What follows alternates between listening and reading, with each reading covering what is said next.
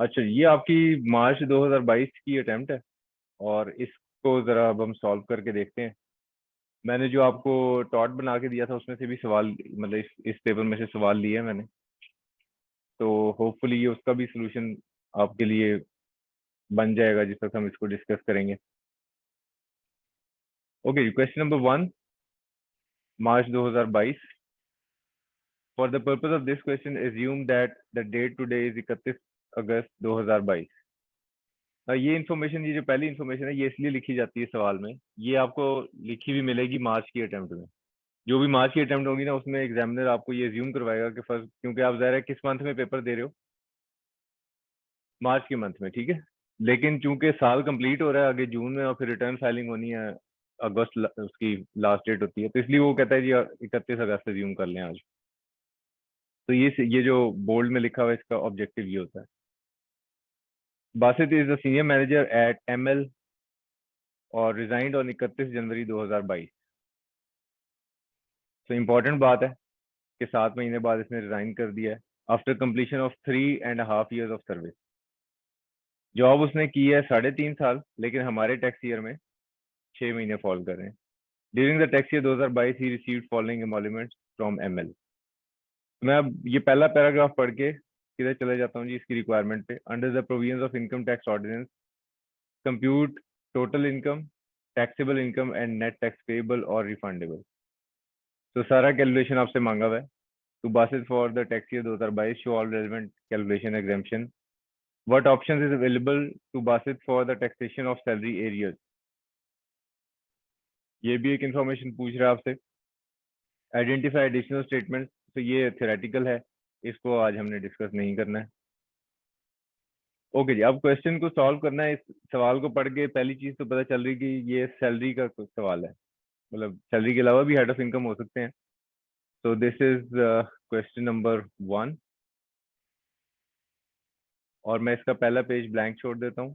Second page के ऊपर मैं हेडिंग लगा देता हूँ कि अगर मैंने कोई एजम्पशन लेना हो, और थर्ड पेज के ऊपर मैं क्या कर रहा हूँ, जो मेरी वर्किंग बनेगी यानी कि salary, property, business, capital gains, वो जो सारा मेरा कैलकुलेशन होगा वो मैं इधर बनाऊंगा। तो मैं just for the sake of saving time मैं फिलहाल इसको क्या कर लेता हूँ, यहाँ से इसका स्नैप बना के ले आता हूँ। ठीक है, इस थर्ड पेज के ऊपर मैंने एक्चुअली ये काम करना है, और फोर्थ पेज से ऑनवर्ड मैं फिर अपनी वर्किंग्स बना लेता हूँ। सो मेरी working 1 will be for salary income,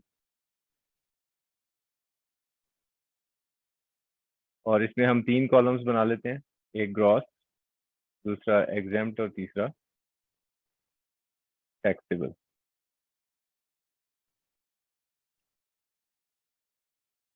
okay, so first is salary of rupees 6,10,000 per month.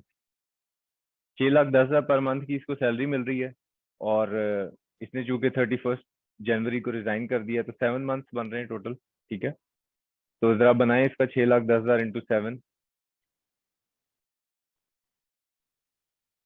तो सैलरी का अमाउंट साथ आप ब्रैकेट में लिख देंगे 6,10,000 मल्टीप्लाइड बाय 7। तो कितना बनाया आपने? 42,70,000। So calculation is yours.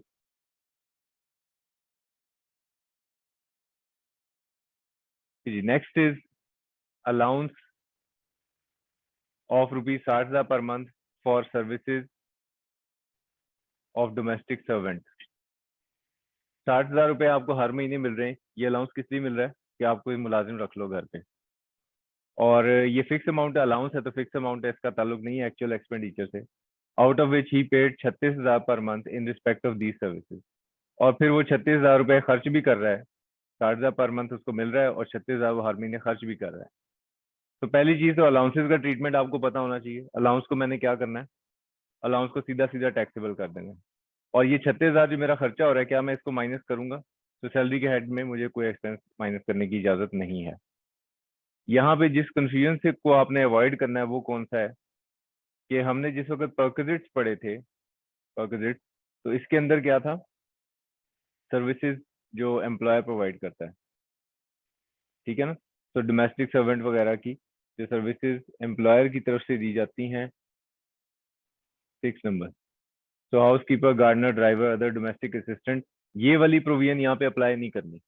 क्यों अप्लाई नहीं करनी? क्योंकि ये उस वक्त है जब एम्प्लॉयर आपको मुलाजिम रख कर दे और आप उसके लिए कुछ पैसे एम्प्लॉयर को देते हो। तो यहाँ पे सवाल में सिचुएशन बिल्कुल उलट है, आपको एक अलाउंस दिया जा रहा है, आपको उससे मुलाजिम को पे कर रहे हैं, तो 60,000 तो पूरे का पूरा टैक्सेबल होगा। 36,000 आपका जो खर्चा है वो हम कहीं पे भी माइनस नहीं कर सकते। तो सर्वेंट अलाउंस जो है that is 60,000 per month into 7। तो ये बताएं कितना बनता है? 4,20,000। तो इसमें एग्जामेशन कुछ नहीं है, तो हम इस सारे के सारे को टैक्सेबल कर देंगे। Allowance equal to 5%। अगेन ये एक अलाउंस है equal to 5% of salary solely expended in performance of his duties of employment. तो दफ्तर के खर्चों के लिए को मीट करने के लिए उसको 5% का एक अलाउंस मिलता है, स्पेशल अलाउंस की कैटेगरी में आता है ये। और इसके लिए जो टैक्स लॉ की प्रोविजन है स्पेशल अलाउंस की, वो क्या है?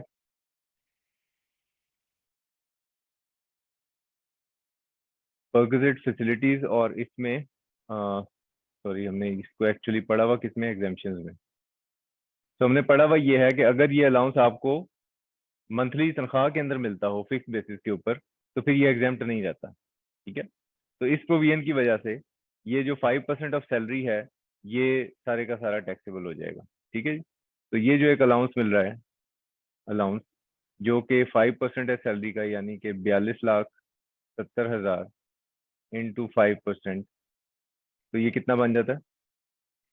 2,13,500।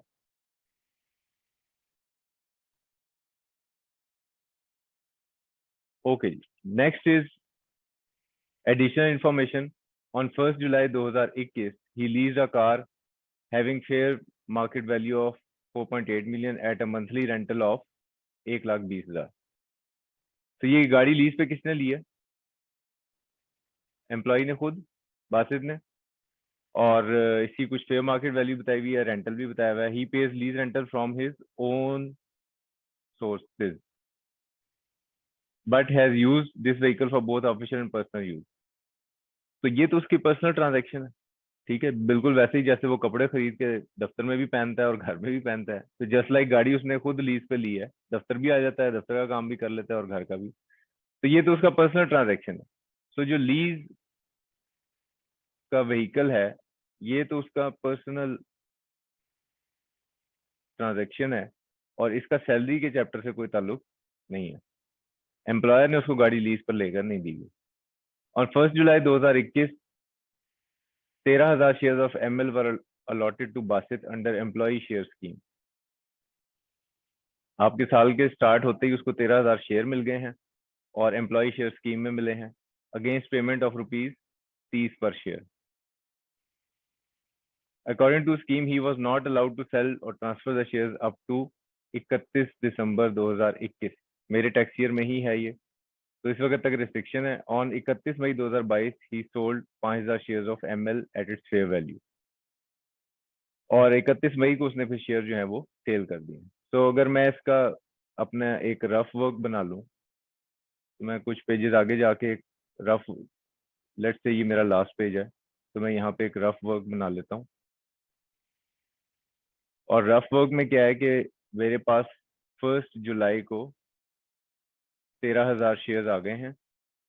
उसके बाद 31 दिसंबर तक मेरे ऊपर रेस्ट्रिक्शन है कि मैं ट्रांसफर नहीं कर सकता। और फिर कौन सी मई को मैंने इसको सेल कर दिया? 31 मई को।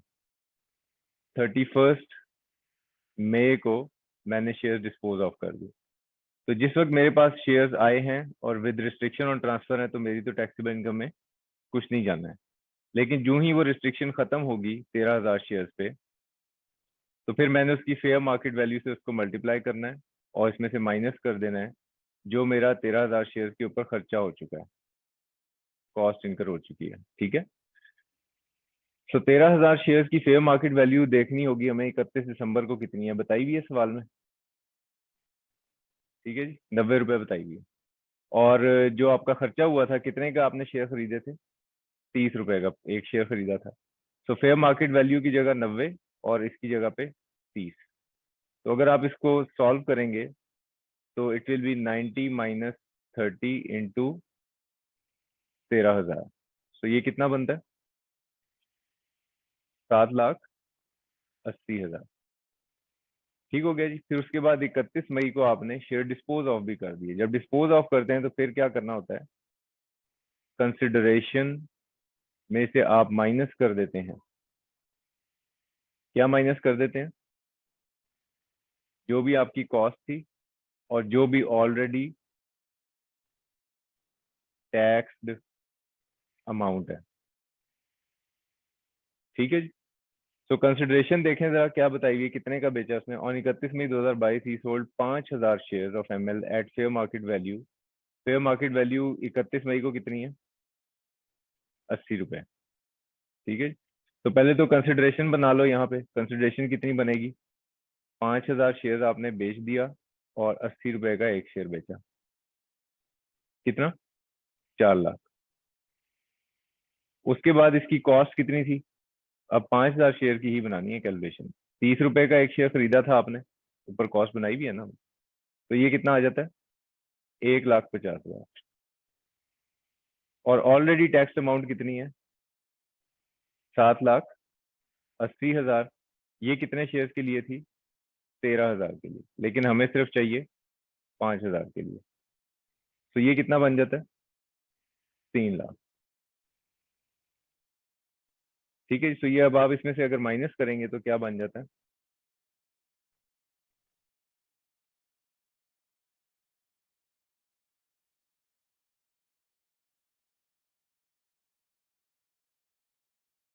लॉस बन जाता है ना। कितना? 50,000 का लॉस हो गया। तो इसमें इतनी सोचने वाली क्या बात। तो ये कैपिटल गेन्स में जाता है और ये सैलरी में। ठीक है। दोनों इवेंट्स मेरे इसी टैक्स ईयर में फॉल कर रहे हैं। तो अब मैं जो जब सैलरी का हेड ऑफ इनकम बना रहा हूँ तो यहाँ पे एम्प्लॉय शेयर ऑप्शन स्कीम, इसमें जो मैंने अपने रफ वर्क में कैलकुलेशन बनाई थी, क्या? 13,000 multiplied by 90 minus 30। 13,000 multiplied by 90 minus 30। ठीक है। सो कितना जवाब बनाया था आपने? 7,80,000। तो 7,80,000। और साथ में एक और वर्किंग आपको बना लेनी चाहिए फॉरेन कैपिटल गेन्स की। तो working number 2 will be for capital gains. ठीक है जी। Shares of ML. और इसके लिए जो आपकी कैलकुलेशन यहाँ पे आपने बनाई है, ये एज इट इज वहां पे आप पेस्ट कर देंगे। 50,000 का लॉस फिलहाल मैं यहाँ पे लिख रहा हूँ, लेकिन जो आपने उधर कैलकुलेशन बनाई थी वही यहाँ पे पेस्ट कर दें। ओके जी। नेक्स्ट इन्फॉर्मेशन देखें क्या है सवाल में। On 15 February 2022 he receive the following payment from ML as final settlement. ये भी मेरे टैक्स ईयर में ही रिसीव हो रही है अमाउंट। क्या है जी? सबसे पहले 3,20,000 on account of leave encashment. So leave encashment कितनी है? 3,20,000। इसके लिए लॉ क्या कहता है?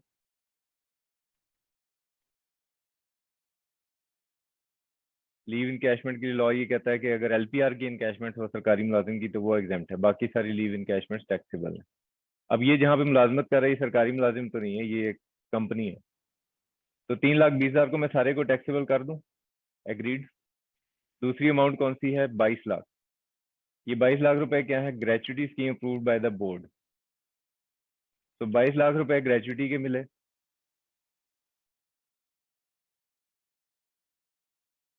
22 लाख रुपए। तो ग्रेचुटी के लिए लॉ क्या कहता है जी, वो देख लें।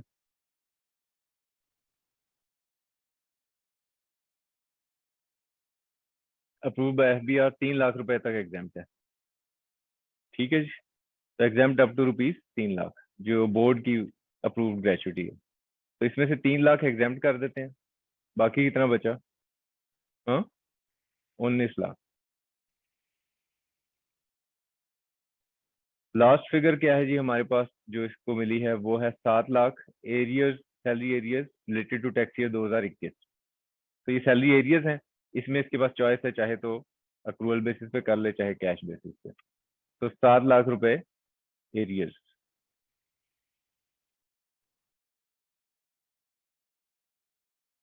तो आपके पास चॉइस है कैश और अक्रूवल बेसिस की। इसी तरह जो टर्मिनल बेनिफिट है ग्रेचुइटी वाला, इसमें आपके पास चॉइस है 3 years average rate of tax की।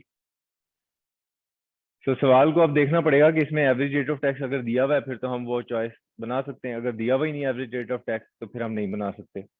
और एरियर्स के केस में अगर आप सवाल की रिक्वायरमेंट को देखें, वो आपसे क्या कह रहा है, what other option is available to basis for taxation of arrears of salary of ₹7 lakh from ML as part of final settlement, revised computation is not required.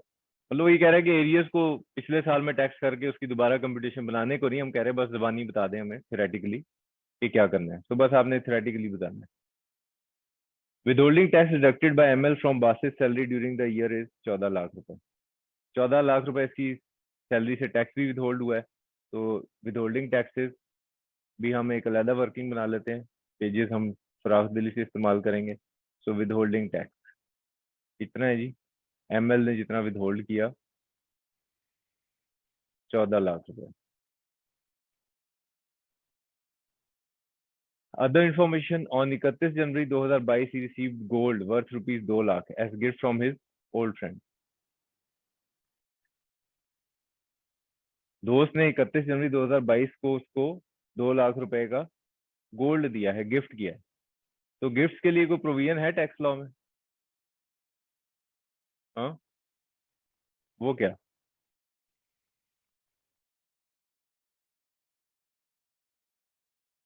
ये देखें जरा, पॉइंट नंबर 15 क्या लिखा हुआ है, अमाउंट और fair market value property receive without consideration except gift from relative. ठीक हो गया। तो अब ये रिलेटिव से तो गिफ्ट नहीं है, ये तो फ्रेंड से है, तो ये इनकम फ्रॉम अदर सोर्सेज में आएगा। ठीक है। तो इसलिए मैं एक और वर्किंग बना लेता हूँ फौरन, देखें आपको सही पेज ज़ाया करके दिखा रहा हूँ सही तरीके से, इस तरह से आपने करना है एग्जाम में। ये हाथ से सॉल्व करने का मकसद ही है। वर्किंग 4 आप बना दोगे, इनकम फ्रॉम अदर सोर्सेज पूरा लिखना है, मैंने एब्रीविएट किया है। सो गोल्ड फ्रॉम फ्रेंड कितने का है? 2 लाख रुपए का। उसके बाद on 1 February 2022 he purchase mutual fund units of 2.5 million. 2.5 million के आपने म्यूचुअल फंड के यूनिट्स खरीदे हैं। ये तो खर्चा है ना, इनकम तो नहीं है। ठीक है। तो वर्किंग 5 इसमें मैं आपको बता रहा हूँ कि जो म्यूचुअल फंड यूनिट्स हैं, जो यूनिट है ना, ये किसकी डेफिनेशन में शामिल है? शेयर की। ठीक है जी। और जो यूनिट ट्रस्ट के यूनिट्स होते हैं, जो यूनिट ट्रस्ट है, ये यानी ये जो यूनिट होते हैं ये किसके होते हैं? ये यूनिट ट्रस्ट के होते हैं। और यूनिट ट्रस्ट जो है वो क्या है? वो पब्लिक कंपनी का डेफिनेशन में शामिल है। तो ये बिल्कुल ऐसे ही जैसे आपने शेयर खरीदा है किसका? लिस्टेड कंपनी का। म्यूचुअल फंड का यूनिट खरीदना बिल्कुल ऐसे ही जैसे आपने शेयर खरीदा है लिस्टेड कंपनी का। ठीक है। सो ये जो आपने शेयर खरीदा है इसकी कॉस्ट कितनी है? 25 लाख रुपए। तो ये जो मेरी वर्किंग अब बन रही है, वर्किंग 5, इसको एक्चुअली मैं यहाँ नीचे ले आता हूँ। Working 5, this is for my tax credit. ठीक है। तो टैक्स क्रेडिट्स में मेरे पास जो टैक्स क्रेडिट आता है वो कौन कौन सा आता है? ये पार्ट 10 चैप्टर 3 वाला है। और ये क्या है? इन्वेस्टमेंट इन शेयर और इंश्योरेंस। अब इसमें मुझे क्या करना है, सबसे पहले मैं कॉस्ट लिख लेता हूँ, 25 लाख रुपए। वैल्यू सी बनानी पड़ेगी ना पहले। आगे देखें जी, on 1 April 2022 he left for United Kingdom and joined OL as an employee. Pakistan से बाहर जाके मुलाजमत कर ली at a monthly salary of 3200 Great Britain pounds. ठीक है जी। तो कब से ज्वाइन किया इसने?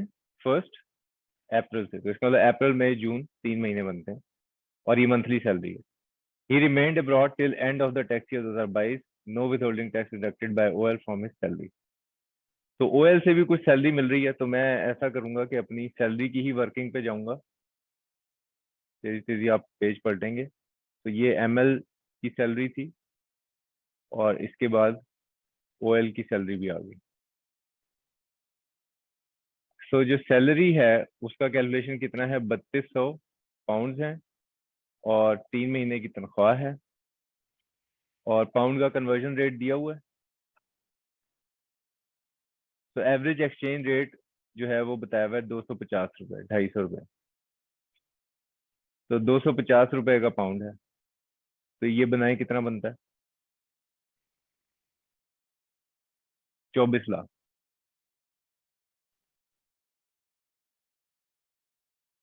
ठीक है जी। और इसके लिए आप रेफर करेंगे, सैलरी के चैप्टर में जाएंगे और रेजिडेंशियल स्टेटस रिसेंटली चेंज, हमने इसमें एक एग्जाम्पशन पढ़ी थी, कौन सी? Citizen of Pakistan leaves Pakistan and remains abroad then salary earned outside Pakistan shall be exempt. ठीक है जी। तो इसका मतलब ये वाली सैलरी 24 लाख सारी की सारी क्या हो जाएगी? Exam from tax, taxable income में नहीं आ सकेगी।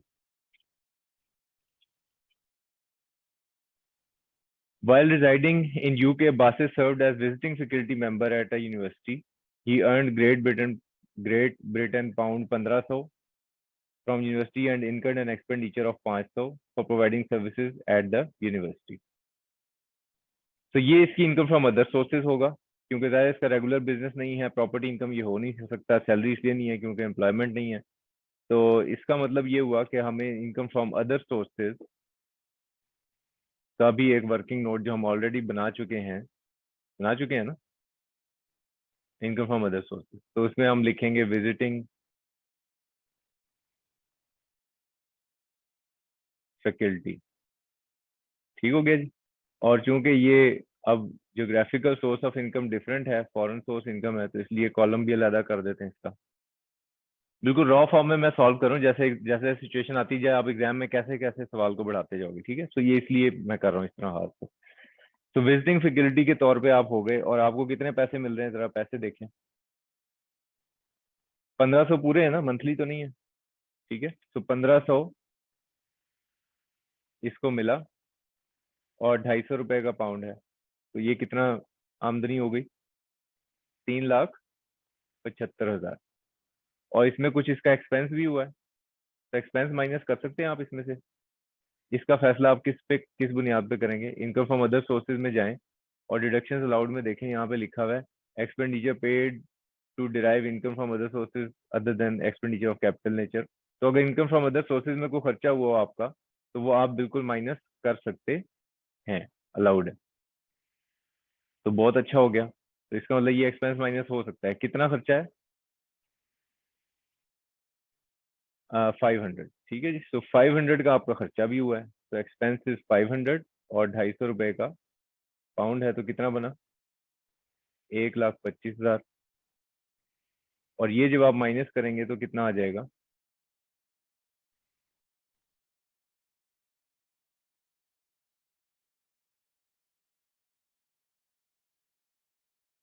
2.5 लाख। ठीक है, तो ये फॉरेन सोर्स इनकम में आ गया, ये पाकिस्तान सोर्स इनकम में आ गया। इसके अलावा भी कुछ इन्फॉर्मेशन बताई हुई है इन्होंने। जी बिल्कुल बताई हुई है। वो क्या? कि with holding tax deducted by university is 225 pound. ये जो विद होल्डिंग टैक्स है इसका क्या करेंगे?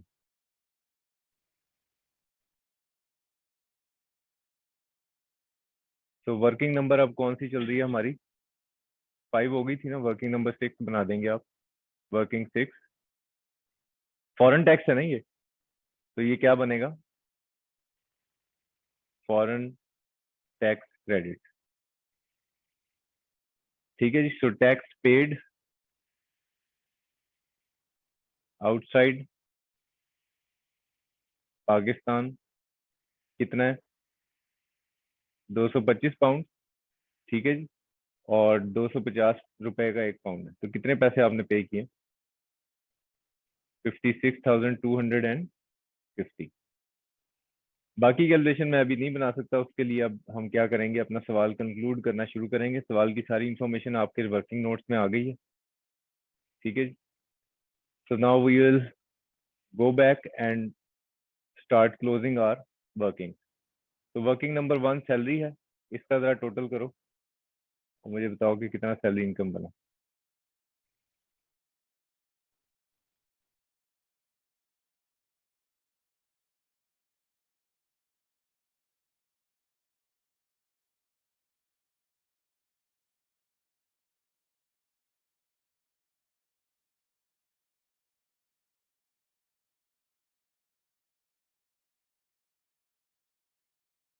ठीक है, सो मेरा वर्किंग 1 सैलरी का कंप्लीट हो गया है, तो इसलिए मैं यहाँ पे सैलरी के आगे लिखूंगा वर्किंग 1 और 86,03,500।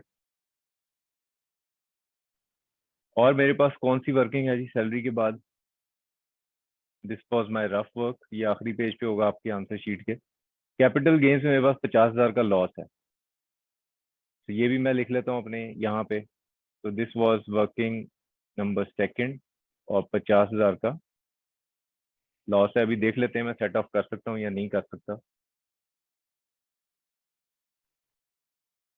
वर्किंग 3 में क्या है? विद होल्डिंग टैक्स 14 लाख रुपए का, ये भी अपने सवाल पे ले आते हैं। वर्किंग 3 14 लाख रुपए विद होल्डिंग टैक्स। वर्किंग 4 में क्या है आपके पास? Income from other sources. Income from other sources में 2 लाख पाकिस्तान सोर्स और 2,50,000 फॉरेन सोर्स, क्योंकि ये रेजिडेंट है, 1 अप्रैल को गया है ना पाकिस्तान से बाहर। तो वो जो आपका 183 डेज वाला बेंचमार्क है वो पूरा होता है, तो इसका मतलब ये रेजिडेंट है। इसकी पाकिस्तान सोर्स इनकम भी टैक्सेबल है और फॉरेन सोर्स भी। तो इसका मतलब जो इसकी इनकम टैक्सेबल है वो कितनी बनती है? 4,50,000 इनकम फ्रॉम अदर सोर्सेज में। तो इनकम फ्रॉम अदर सोर्सेज में आप लिखोगे वर्किंग 4 4,50,000। वर्किंग 5 में क्या था जी हमारे पास? Tax credit. टैक्स क्रेडिट्स की कैलकुलेशन टैक्स उसके बाद होगी, जब आप टैक्स इम्पोज कैलकुलेट कर लेंगे। और टैक्स क्रेडिट्स के बाद क्या था? फॉरेन टैक्स क्रेडिट था, एंड दैट्स इट। वो भी टैक्स क्रेडिट में ही आता है, तो हम पहले टैक्स तक तो पहुंच जाए ना।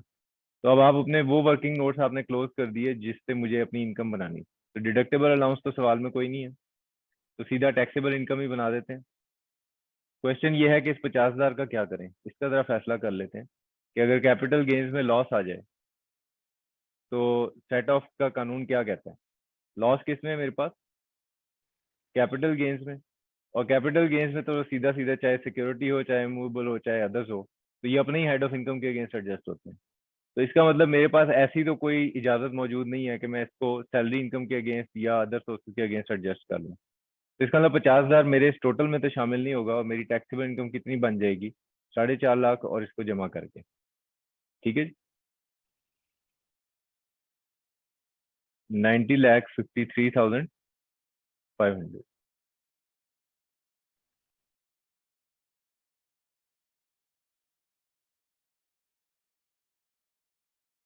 ठीक है, इसके बाद हम क्या करते हैं? इसके बाद हम करते हैं 75% ऑफ टैक्सेबल इनकम बनाएं, कितना बनता है? 67,90,125। तो क्या मेरी सैलरी इनकम इससे ज्यादा है? यस, तो मैंने क्या फैसला किया? Salaried person. अगर सैलरीड पर्सन है तो मैं इसके ऊपर रेट सैलरीड पर्सन वाले लगा दूंगा।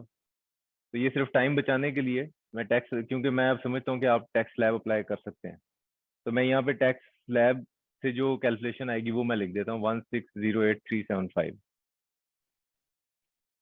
ठीक है, तो मैं ये यकीन रख रहा हूँ कि आपको टैक्स स्लैब अप्लाई करना आता है।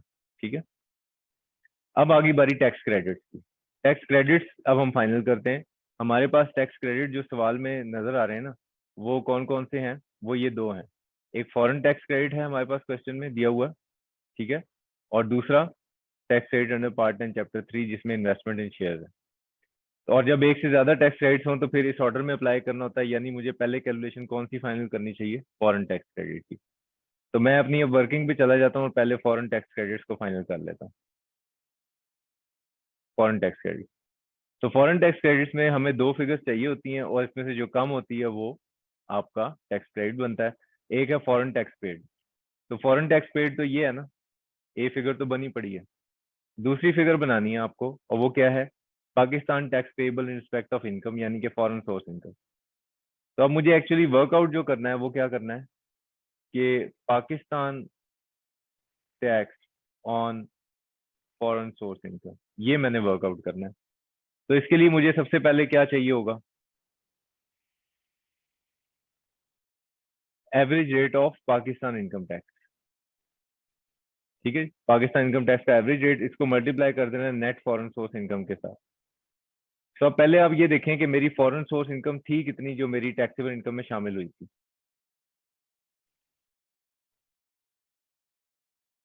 तो इसको हाईलाइट कर देता हूं मैं।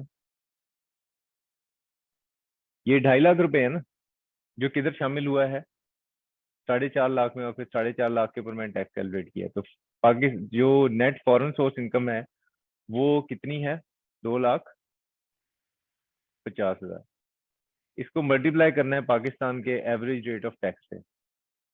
Average rate of tax workout करने के लिए मुझे दो फिगर्स चाहिए, कौन कौन सी लूंगा मैं फिगर्स, टैक्स का फिगर होगा ये वाला और इनकम का फिगर होगा ये वाला। ठीक है, तो आप करोगे क्या, 1608375 जो कि टैक्स का फिगर है, इसको डिवाइड करेंगे 9053500 से और फिर मल्टीप्लाई कर देंगे। इसका आंसर बनाएं, क्या आंसर है, 1608375 और 9053500।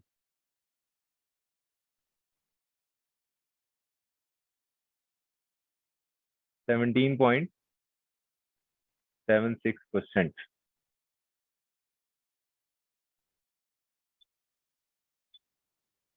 तो ये कितना बन गया,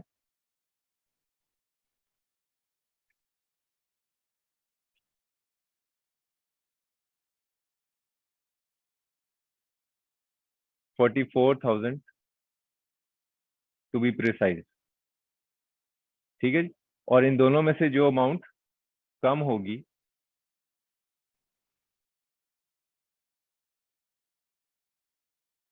वो कौन सी है, 44,413।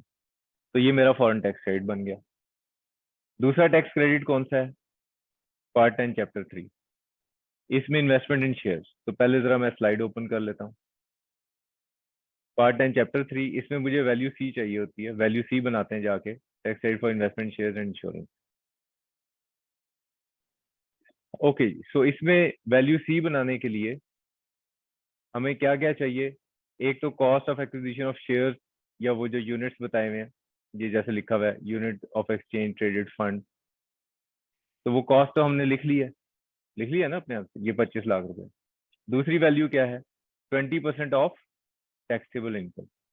तो मुझे दूसरा फिगर चाहिए है 20%, लाइन बचा लेता हूँ क्योंकि पेज आगे खत्म हो रहा है। 20% of taxable income. Taxable income मैं कैलकुलेट कर चुका हूँ ना, कितना है,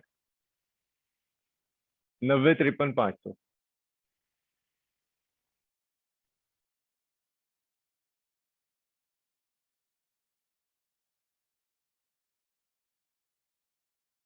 बोलो।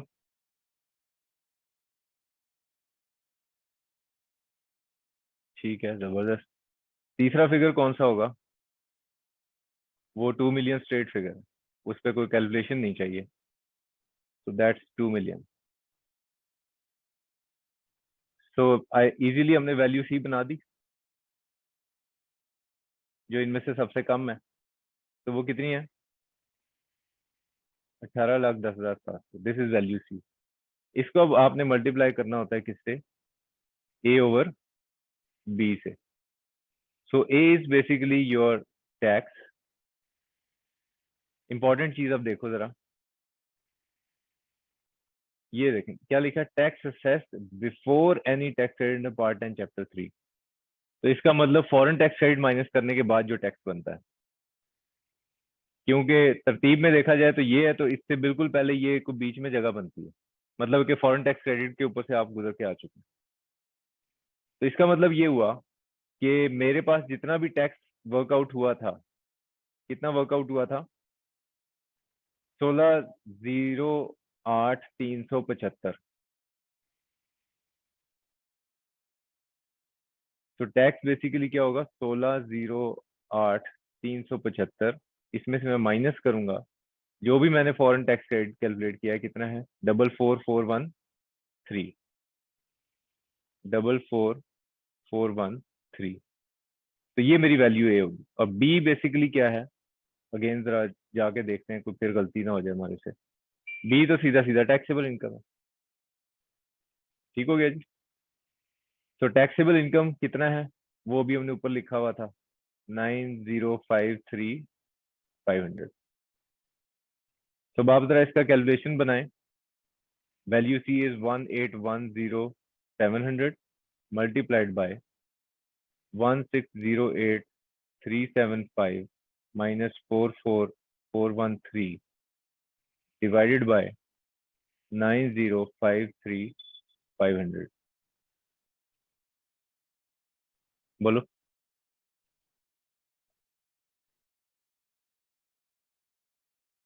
3,12,792। ओके, 3,12,792 और 44,413 फॉरेन टैक्स क्रेडिट है, ऐसी है ना। तो 3,12,000 और 44,413 इसको जमा करें, 312,792। तो बेसिकली आपने क्या करना है, 312,792 जमा 44,413 कितना बनता है, 357,205। ठीक है। तो ये मेरा टैक्स क्रेडिट है, 357,205। ये आप माइनस कर देंगे, टैक्स पेबल बन जाएगा। कितना बनेगा टैक्स पेबल,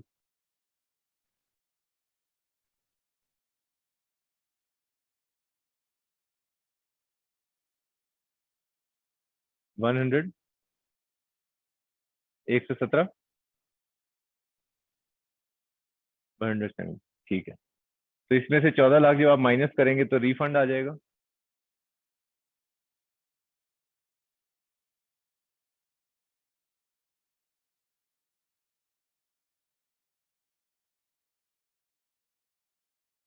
एक 48,830। ठीक हो गया जी, क्लियर। तो ये अब आपका वैसे ये रिफंड है ना, माइनस में है आंसर। ठीक हो गया। ओके, सो ये मैं सॉफ्ट में आपके साथ व्हाट्सएप में शेयर कर दूंगा, इसका प्रिंट आउट। इसमें कोई चीज़ अगर समझ नहीं आई तो ये आप चाहते हो कि मैं रिपीट करूं। हाँ, यहाँ पे क्या लिखेंगे, यहाँ पे फिर आप, यहाँ पे आप काम आसान रहता है, वो टोटल इनकम टैक्स इनकम जो भी इसने पूछा है वो यहाँ पे आप लिख देंगे।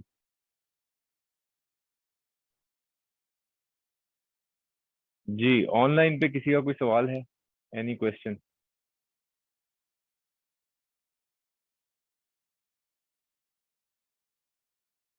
साइलेंस का मतलब है कोई सवाल नहीं है। चलें जी, आगे चलते हैं फिर हम। चैट में क्या है जी, नो।